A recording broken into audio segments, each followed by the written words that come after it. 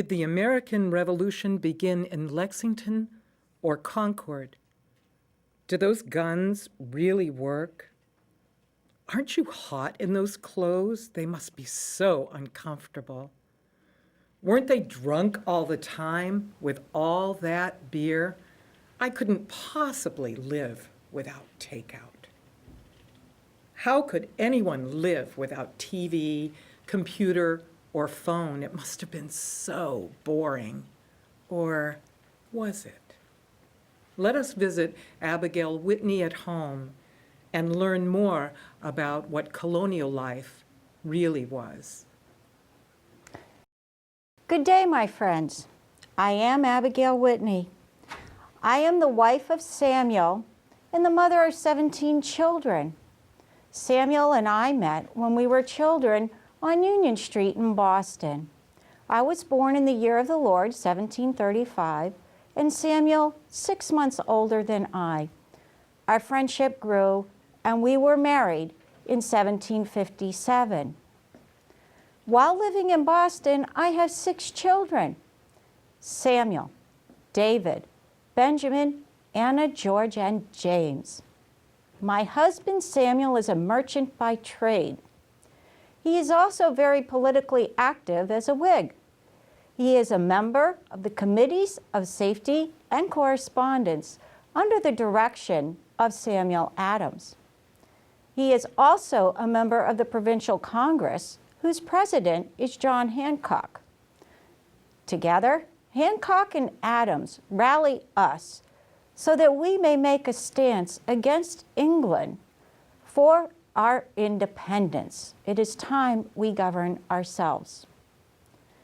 In 1768, the markets in Boston were depressed, so we move on to Concord. Our home is on the Bay Road, the same road the regulars march out from Boston on the 19th of April, 1775. While living in Concord, I have 7 children: Abigail, Lydia, Samuel Austin, Joseph, William, John, and Cyrus. This brings me to 13 children. The day the regular soldiers marched into Concord looking for supplies and ammunition. Because my husband is still politically active, they have orders to search our house. My husband is muster master for the Concord militia, so he drills the soldiers and takes attendance. He is also the town moderator. My husband is at the North Bridge. So is my son David when the Concord fight breaks out. And let me reassure you that the revolution begins in both Lexington and Concord. There are no orders for anyone to fire in Lexington, but at the North Bridge, there are direct orders from Major Buttrick: firemen, by God's sakes, fire. So I guess you could say the revolution started both places. So what am I wearing? It is comfortable, let me tell you that for starters. And I dress for the weather, like you do. Well, in the morning, I have my shift on. That is what I have worn to bed. I get dressed up and over it. You may or may not be able to see underneath, but I have a pair of stays. They are made out of linen and bone. It is to prevent osteoporosis, as well as give me a flat front, proper 1775 silhouette. I also have a hip roll around the waist to give the illusion of wide hips. Underneath, today I am wearing a cotton petticoat, and then over it a lightweight wool coat, and then a petticoat, and then over that I have a medium weight gown made of wool. I am wearing an apron made of linen, country cap, and some pearls and a little ribbon around my neck. This is how you would see me at home. Now, how do I make my clothes? Well, it is quite easy, I tell you. In 1774, the king closed the ports. This is the coercive acts. That's because he was angered at us and over the Boston Tea Party in 73. So flax is a plant that we grow during the summer. It grows about so high, and we harvest it. Inside, you can get a piece like this. It's called toe of the flax. You put it on your spinning wheel, you spin it into thread, weave it into cloth, and from cloth, you can make aprons, such as the one I am wearing, or even a work bag. I have several work bags with me. Now, what about the sheep? I have a cow, I have a horse. I have 6 oxen, 4 swine, which you know to be pigs, and 4 sheep. In the summertime, spring really, it is a good time to shear the sheep. This is dirty wool. It comes from the merino sheep, which is very much around here. So we can clean the wool, a chore the children help me with. We dye the wool, this blue, from the paper that comes from the sugar cone that comes up from the West Indies, part of Samuel's trade routes. So what if we wish to have this red color in my petticoat? Well, that, of course, is bloodroot, or we can use marigolds to give us yellow or orange. This in a basket I have made, but the village craftsmen are very much a part of my life. There are many baskets that I have that the basket maker in town has. Now, how about cooking at the hearth? Well, I count on the blacksmith. These are ram's horns for pretty designs. All my iron pieces stand up well to the heat.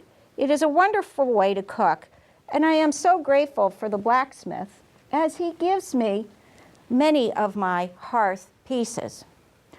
Now, this one here, this of course is a redware glaze. It's a pottery piece made by the potterer. I also have bowls, cups, I have creamers, and I have an inkwell. The dasher is made by the carpenter. So there is a lot of red clay in New England. This is my mortar and my pestle. This is how I grind my herbs. I like to grind rosemary, sage, and just to give you an idea, if I needed spices, I would be using cinnamon or ginger, but they come from the Orient. This is my porringer. I should say actually it's Eben's because you can see his initials, EW. It has a decorative handle.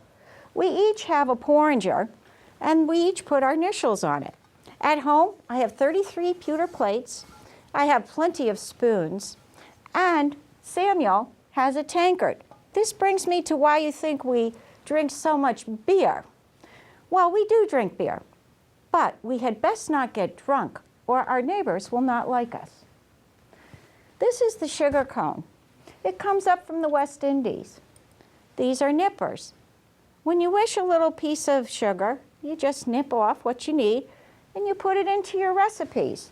So, if you cannot afford sugar, then you must use molasses, which is a byproduct of sugar and is used in gingerbread. There is the whitesmith. Here he is, making me a tin candle holder. And I have some soap because in my tin candle holder is a tallow candle. And the soap because the children help me with this chore in the fall. We need to make hundreds and hundreds of candles to survive. This brings me back to telling you more about my children. After living in Concord, I returned back to Boston in 78, and I have 4 more children. Sarah, Mary, whom we call Polly, Eben, this one, Henry. He's born in 1783, the year the Treaty of Paris was drafted. This is his wife, Lucy. Their real portraits hang in Castine, Maine. We go to Castine after Boston. Let me tell you, while living in Castine, we have done quite well for ourselves, and for entertainment, life is more than not so boring. We, in fact, host the town for parties and balls. It's a wonderful time to meet one another, to gather, and to learn your social graces at dances. This is horn from one of my animals. We like to make things right on our farm using horn. So you let the goop drip out. And mind you, it does not hurt the animal. When you trim the horns, it's like trimming your nails. So after you let the goop drip out, you can heat that horn, use a wooden mold, and make a spoon or a comb. Or I also have a cup or two at home. Now, here we are with a powder horn, and it keeps the shape of the horn. The strap is made by the tanner. William Dawes Jr., the rider, in addition to Paul Revere, was a tanner by trade.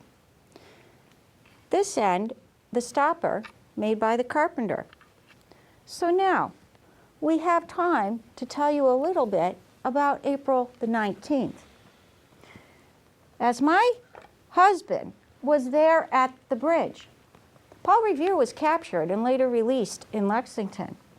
So out our way, in Concord, we had Samuel Prescott tell us, and he went to, my husband did, hastened to dress and went to the middle of town in the middle of night, telling my children and myself to stay at home.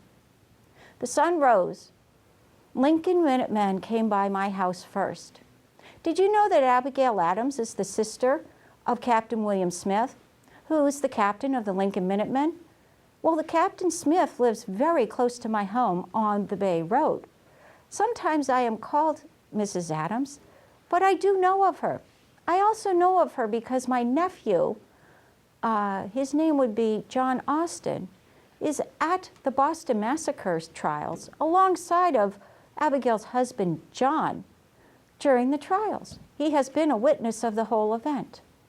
Alas, back to Concord, and we are ready to head on. I must tell of you that another day, as I see my time with you, has come to an end. If you wish to meet me, you go to www.abigailbygail.com. Good day.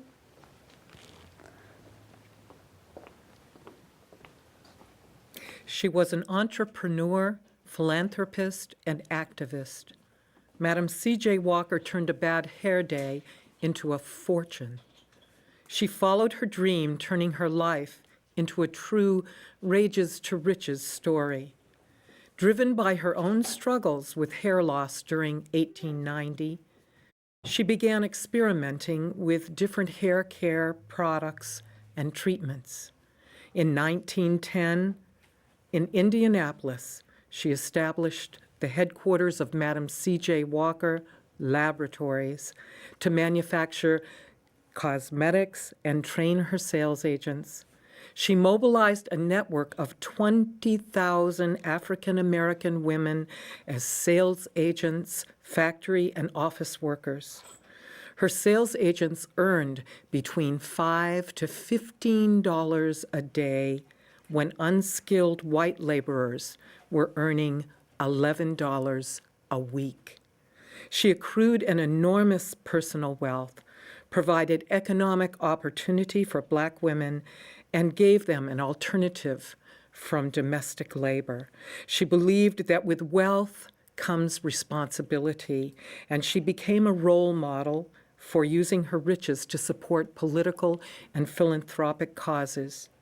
Born on December 23, 1867, on a plantation in Delta, Louisiana, as Sarah Breedlove, she went on to build a mansion near the estates of John D. Rockefeller and Jay Gould.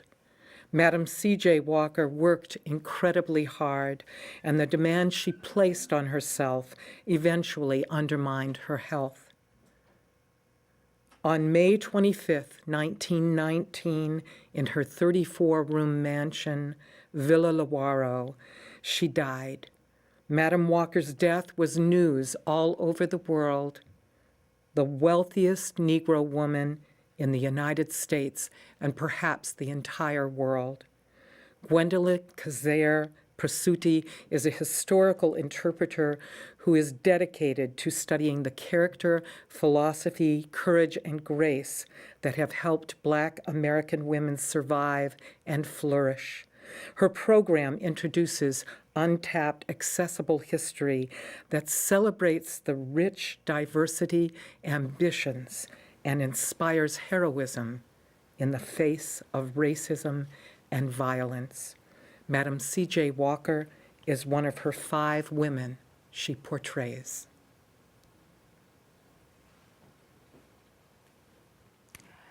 Chicago Defender.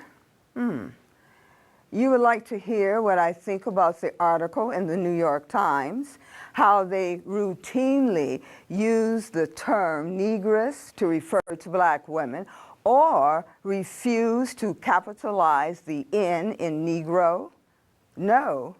Oh, the villa that I built on the banks of the Hudson River. Yes, neighbors were worried. They did not mind that I was a successful businesswoman. They did not mind that I came from the South or that I had once been a washerwoman.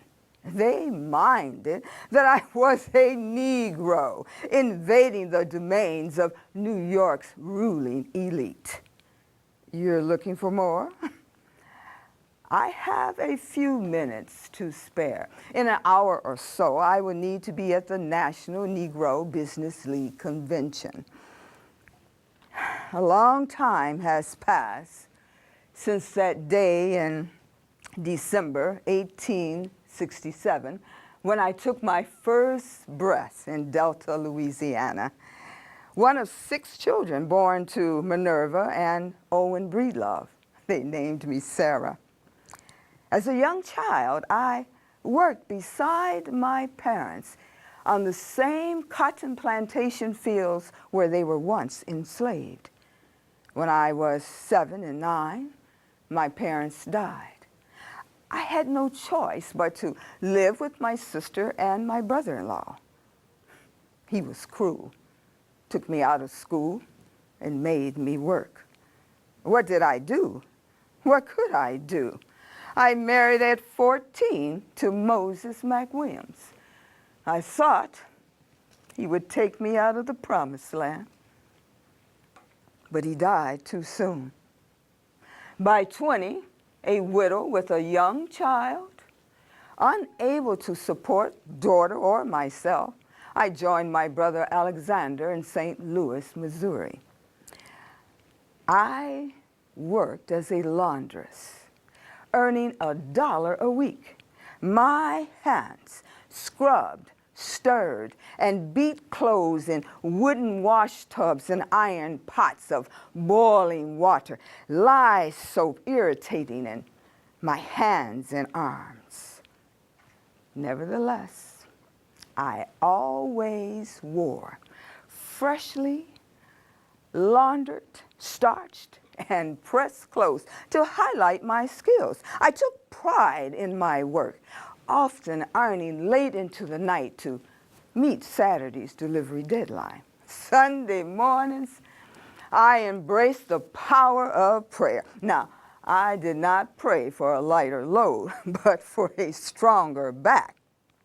I promoted my business, but from the neck up,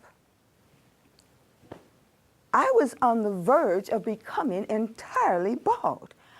My hair rebelled. My scalp, always itching, felt as if cinch bugs were crawling beneath my scalp. Then Alexander died. Grieved, confused, I drifted into a relationship with John Davis, of course.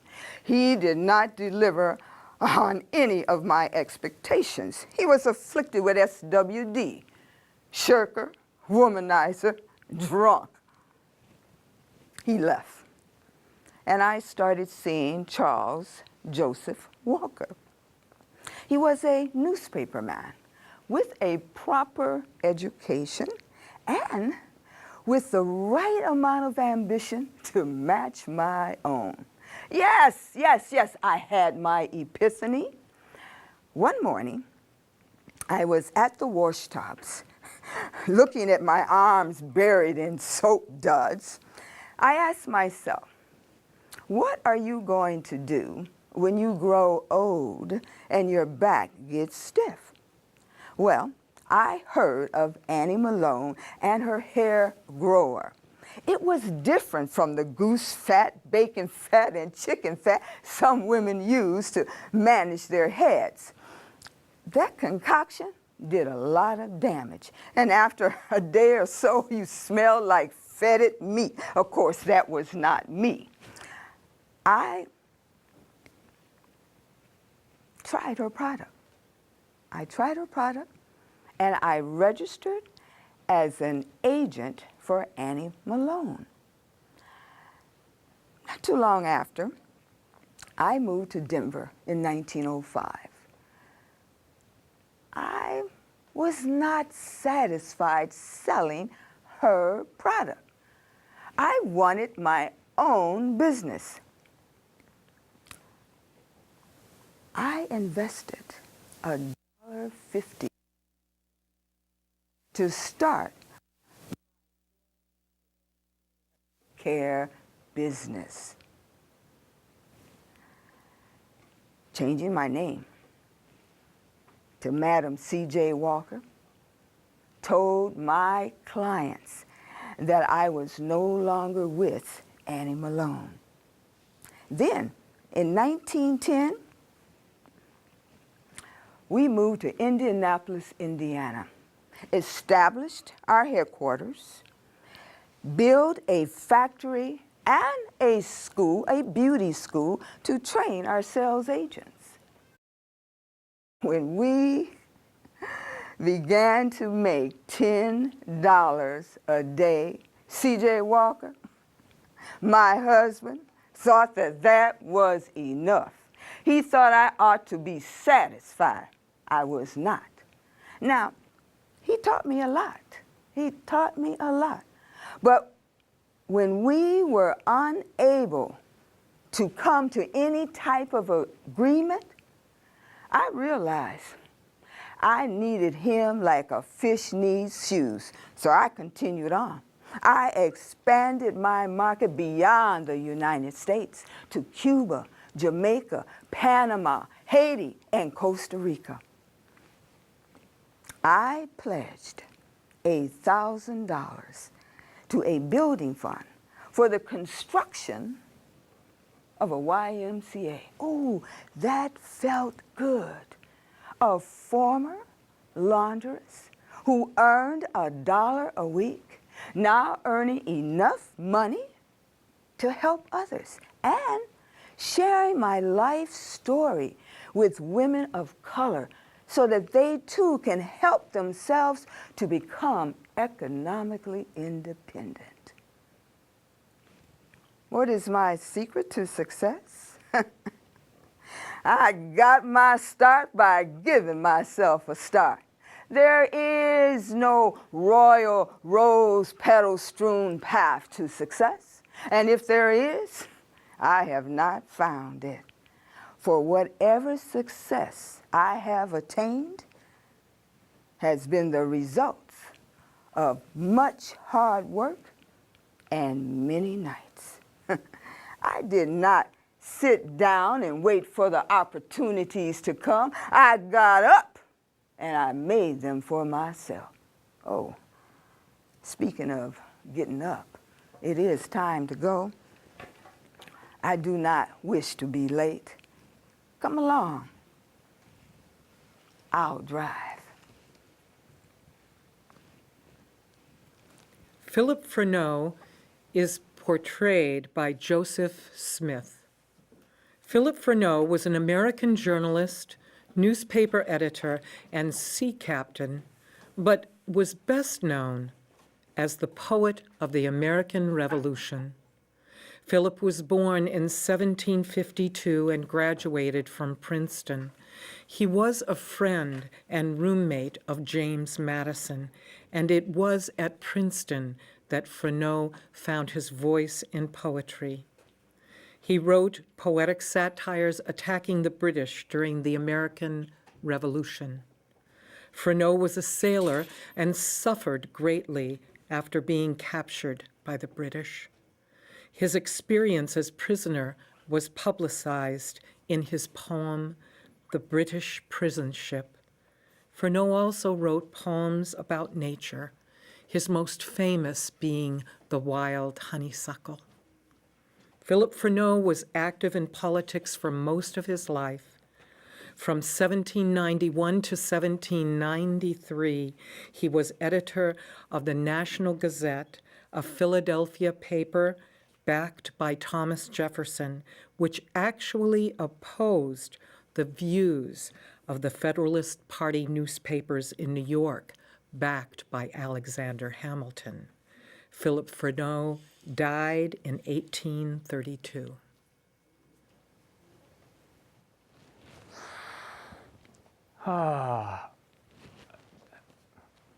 Books. It reminds me of home, the family library. Father used to say, "Here, use them freely, for among them you will find your truest friends." And I had many friends: Shakespeare, Milton, Addison, Goldsmith, Dryden, Pope, and Gray, just to name a few.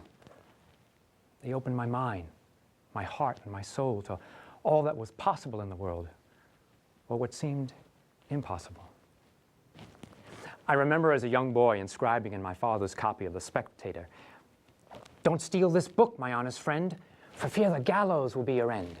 And then the justice will come and say, 'Where is the book you stole away?'" I was very protective of my friends. 1768, the College of New Jersey at Princeton. Now, I'm not here as a freshman. Oh, no. I'm starting as a sophomore. And if that's not daunting enough, as you approach Nassau Hall, the bust of Homer guards the main entrance. Let the Odyssey begin. My shoes and stockings tight, I'm off to chapel for morning prayers at 5:30. Then study till 8 when breakfast is served. Classes begin at 9. The classics, geography, mathematics, philosophy. Dinner at 1. Then more classes. Then it's off to the main hall to hear my fellow students at orations at 5. Orations? Ugh. I'm more adept at using my quill. I felt a freedom here at Princeton, a freedom to explore, to experiment, to expand my writings in all its forms: prose, blank verse, lyrics, epics, and satires. Well, here I am, a college graduate, and now I'm expected to earn a living. I head to New York as a school teacher and last all of 2 weeks. Father had a desire to see me enter into the ministry. I did study it for 2 years, but it was lost labor. It was too restrictive. I had embraced deism, the idea that reason is the evidence of godliness, the universe a creation of the God mind. 1775!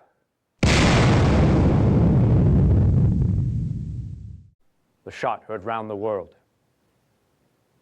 The storm has come. Lexington and Concord, like a bolt of lightning and a clap of thunder, has set the wheels of liberty and freedom into motion.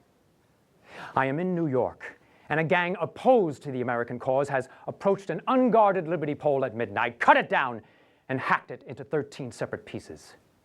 This deed has set a spirit among the Whig populace bordering almost on frenzy.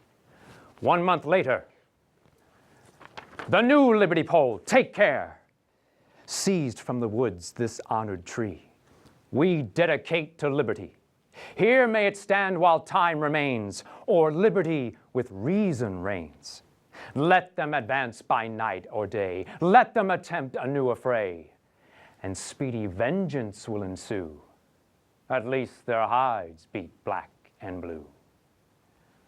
And I'm just getting started. I unleash my satirical rage against a certain general gauge.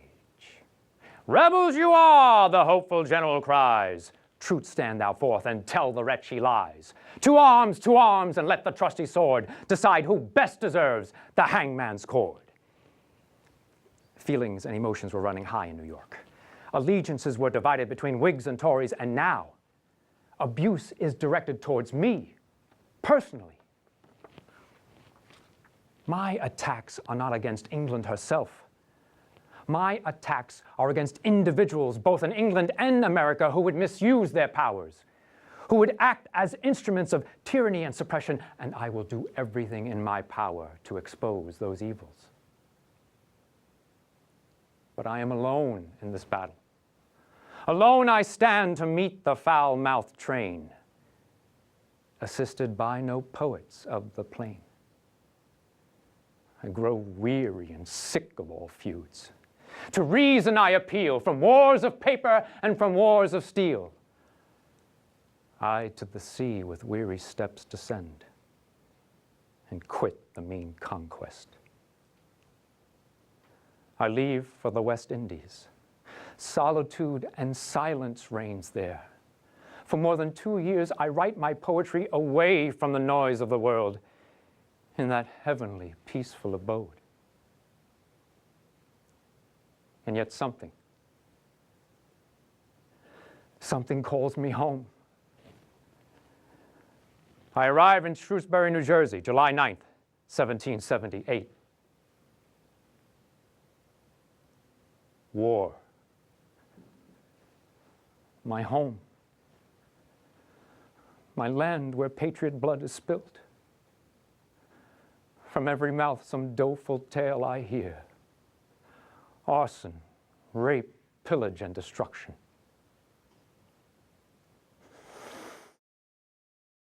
I am sailing on the Aurora when suddenly, British! It's the Iris! We struck our colors.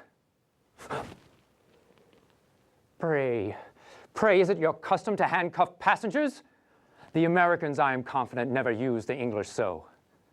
I insist that I am a passenger on private business and not subject to capture. You are mistaken.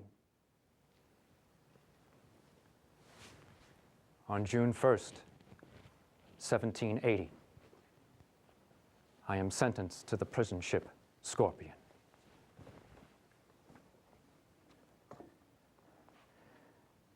At sunset, we are sent down between the decks, nearly 300 of us, almost suffocated with the heat and stench. I expected to die before morning, but human nature can bear more than one would at first suppose. Every morning we are greeted with, "Rebels, turn out your dead! Rebels, turn out your dead!" It's not unusual to have 10 to 12 prisoners die overnight. Their bodies lowered down the side of the ships by ropes like beasts, and brought to shore and buried together in heaps. As I sit here in the darkness, I am reminded of a line from Dante's Inferno. "Abandon all hope, all ye who enter here." After 6 weeks, I am released.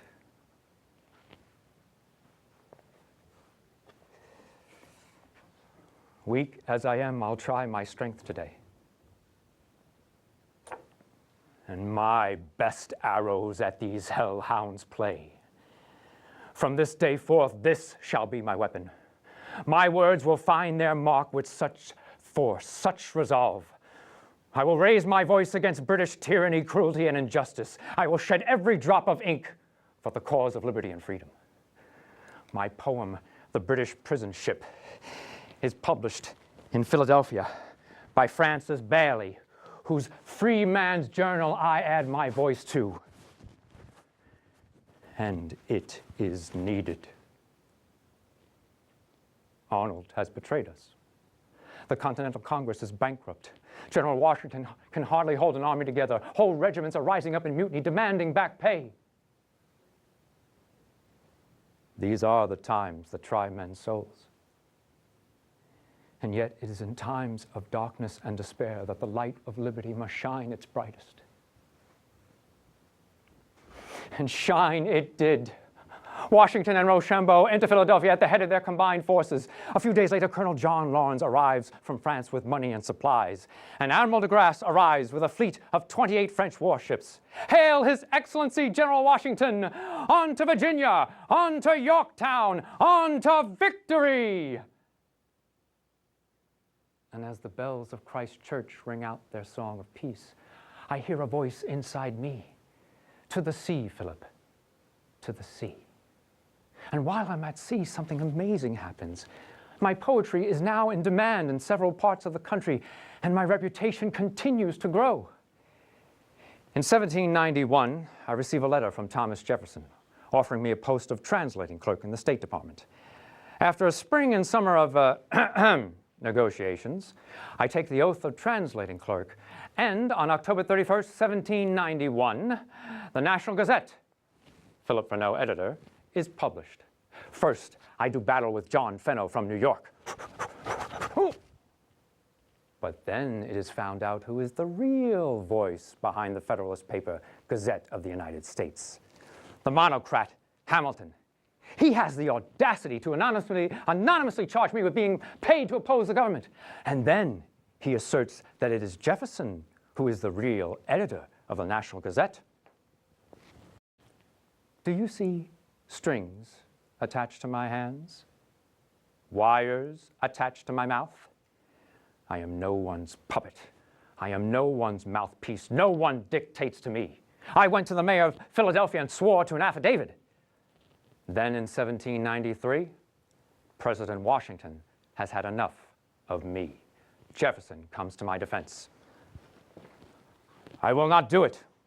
His paper has saved our Constitution, which was galloping fast into monarchy.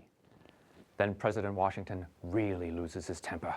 That rascal Freneau sends me 3 copies of his newspaper every day. What am I to do? Distribute them for him? My only regret is hurting a man that I have admired so much. And I hope he knows that my words address his policy, not his person. For want of money, the National Gazette ends in 1793. I return home to New Jersey, and for the next 30 years, I continue to write my prose and poetry. I return once more to the sea, and another war with England. Can it be? For much of my life, I have been a sea captain, an agitator, a radical newspaper editor. I was obligated to speak out against tyranny. I was obligated to speak out against injustice. I was obligated to speak out against anyone or anything that would deny or suppress the rights and liberties of the common man. And it was that pursuit of liberty in which I gave all my heart and soul. And yet, from a state of reason, from a love of nature, and from a place of longing, in the innermost core of my being, I am a poet. Who knew that Susan B. Anthony had a sense of humor? Or that she was an abolitionist before becoming the foremost leader of the women's suffrage movement? She worked with Frederick Douglass, Harriet Tubman, Elizabeth Cady Stanton, and thousands of others to win equal rights for African Americans and for women. Eventually, she concentrated on the winning of the vote for women. Caricatured, criticized, and threatened, Miss Anthony never wavered, even after being arrested, tried, and convicted for voting. She never gave up. Since 2002, Sally Matson has been traveling across the country bringing this entertaining history lesson to audiences who enjoy a taste of the past. Sally's a graduate of Northwestern University and uses her research, writing, and acting skills to bring the feisty activist to life. You should know that she has another program as Margaret Bourke-White, courageous photographer. But now, here is Susan B. Anthony, the Invincible. Diary, 1861. Today, superintended the plowing of the orchard. The last load of hay is in the barn. All is in capital order. Fitted out a fugitive slave with the help of Harriet Tubman. Oh, you all know Harriet Tubman. She escaped in Maryland and went back 13 times. In all, she thinks she saved 80 people through the Underground Railroad. And as she said, "I never lost a passenger." Well, if slaves came up the rivers, they might come up the Hudson River, cross along the Erie Canal to Rochester, and we would send them across Lake Ontario to Canada. We would fit them out with food and money and maps, and sometimes they would hide in the produce in the wagons on the way to Canada. Well, last week, I spent the entire week in Seneca Falls with Mrs. Stanton's family because a friendly legislator said if Mrs. Stanton would speak for the bill one more time, the Married Woman's Property Bill, maybe it will pass. So I took care of the children and she gave the talk. And don't you know, it passed. Now women can have sole responsibility for their own property, they can sue in court, and then can have joint custody of their children. 7 years. 7 years it has taken to get to this first step toward women's rights. But oh, the babysitting. Dear Mrs. Stanton, oh, this babydom. What a constant, never-ending, all-consuming strain. We should never ask anything else of the woman who has to endure it. Well, truthfully, I didn't mind. I spent many a day and evening at Mrs. Stanton's household, crafting our speeches as her children ran around. I did not care. In fact, Mrs. Stanton recently wrote to me and said, "Our speeches may be considered the united product of our two brains. I forge the thunderbolts and you fire them." Well, that is true. I'm speaking almost every single night. But I called 1861 the winter of the mobs. Entire mobs are coming out to greet me now. They do not like women speaking in public. And they do not like what I have to say, not about abolition and not about women's rights. They're jeering and stamping their feet. At one session, they doused the lanterns and left me standing in the dark. But Syracuse was the worst. I was burned in effigy and dragged through the streets. Oh, I should show you, I should read to you what some of the newspaper men have to say about me. My father suggested that I keep all of this in a scrapbook, and that is exactly what I am doing. We received an unfavorable opinion of this Miss Anthony when she performed in our city on a former occasion, but we confess that after listening to her discourse last evening, we were inexpressively disgusted with the impudence and impiety evinced in her lecture. That was the Utica Evening Telegraph. Susan is lean, cadaverous, and intellectual, with the proportions of a file and the voice of a hurdy-gurdy. New York World. And then, in appearance, Miss Anthony typifies the old maid, tall, angular, and inclined to be vinegar-visaged. Miss Anthony's style of speaking is rather stiff and cold, the Adrian, Michigan Times. But this is my favorite, from the Oregon City Enterprise. We could not help thinking, What a fine-looking and useful woman she might have been had she got married years ago.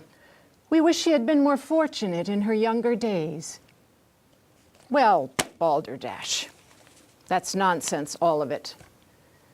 Meanwhile, Mrs. Stanton and I had formed the Woman's National Loyal League so that all during the Civil War, we put women's rights aside and concentrated on the abolition of slavery.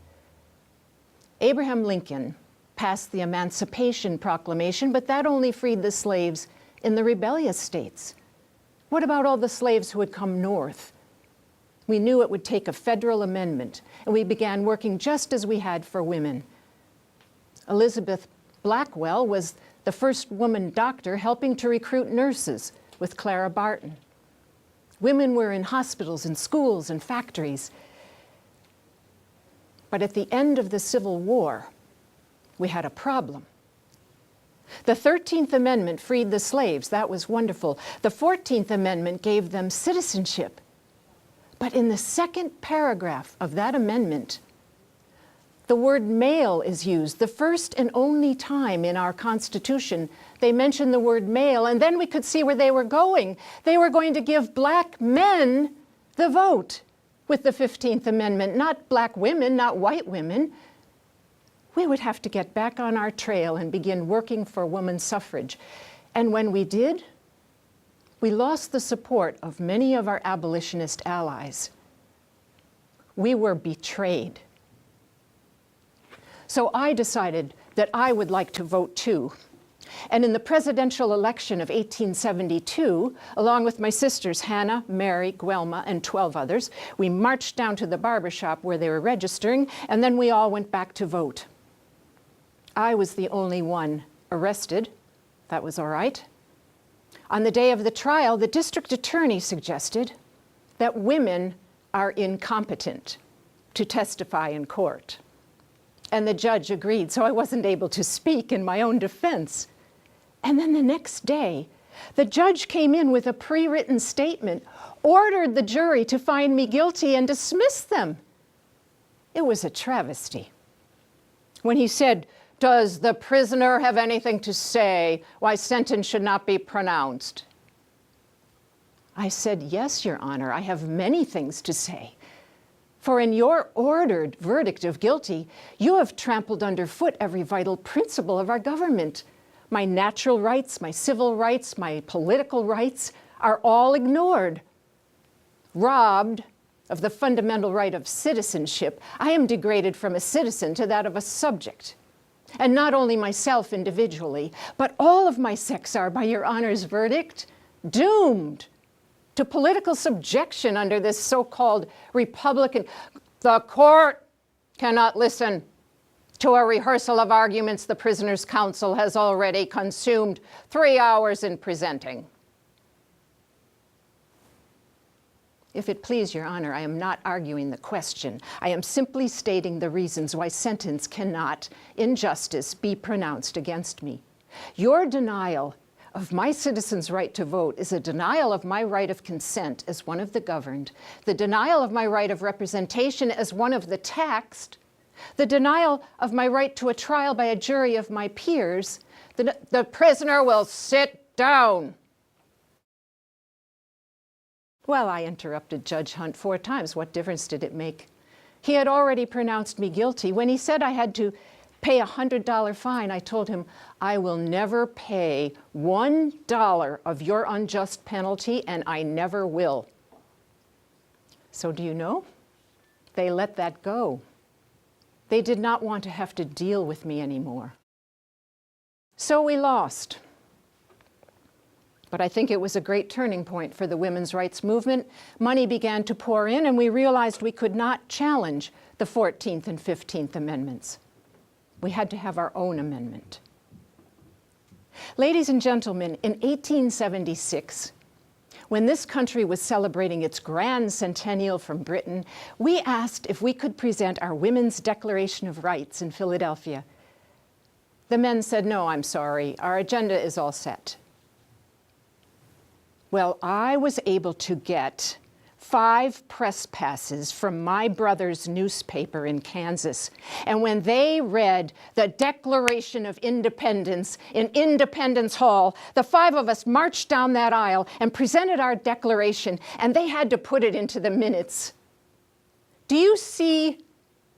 1/2 of the citizens of this nation, after a century of boasted liberty, are still political slaves. We are utterly sick and tired of being pushed back and insulted. Sick and tired of it. I am tired of having every little stripling of 21, half drunk, half nothing, look me in the face and feel that he is my superior and feel that he knows more than the best women that ever lived. Well, 1900, I am 80 years old. They had quite a to-do for me at the Lafayette Opera House in Washington, D.C. Letters and telegrams came in. President McKinley invited me to the White House, but do you know, I have been to the White House under 5 presidents, invited myself a few times, and not one of those gentlemen has done anything to further our cause.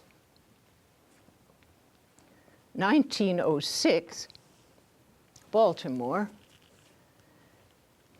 my final speech. Thank you. Thank you for your kind words. If any proof were needed of the progress of the cause for which I have worked, it is here today, the presence on the stage of these college women and in the audience of all these college girls who will someday be the nation's greatest strength, tell their own story to the world. They give me the greatest joy and encouragement. There have been others just as true and devoted to the cause. I wish I could name them all, but with such women consecrating their lives, failure is impossible. Well, now, Susan B. Anthony went home to Rochester and died 1 month later at the age of 86. And despite a raging blizzard, 10,000 people waited in the snow to go into the Presbyterian Church, the only place large enough for her funeral. And for those who do not recall, it was another 14 years, 1920, when women finally won the vote. Thank you. Susan B. Anthony. Oh, how do you do? Hello. All of you. It's such a pleasure. Yes. Here we all are. Good to see you. Yes. Good day, madam. Good day. And Mr. Freneau. Well, I hear that you were talking of the Declaration of Independence. Oh, yes, of course. Well, this was read to the townspeople of Boston on the 18th of July by Thomas Crafts in 1776. It took 3 weeks for that document to come from Philadelphia by a gentleman writer. Well, you know, the speech that I presented to the Declaration in Independence Hall, I then came outside, stood on a soapbox, and read the entire speech. So whether they wanted it or not, they had to hear it. Very honorable of you. Yes, it is so important that women are more than just mere laborers at home. It is so important that they are economically independent. And your fight for women's rights, that's where I want to be all the time. Thank you, because women need to be educated, they need to control their own money, and they need the right to vote. I hope women are voting now. I have no idea. I have no idea. My neighbors, as well as myself, were very important in the way things turned out at the North Bridge. We had 82 barrels of flour hidden at our house. Rebecca Barrett, the colonel's wife now, she had some ammunition in her garret, so she hid it underneath some feathers for a goose comforter. So women did what they could. Oh, of course. Of course, women have always, and I'm not sure I understand what you have done for the world, Well, but products for the Oh. hair, for the grooming.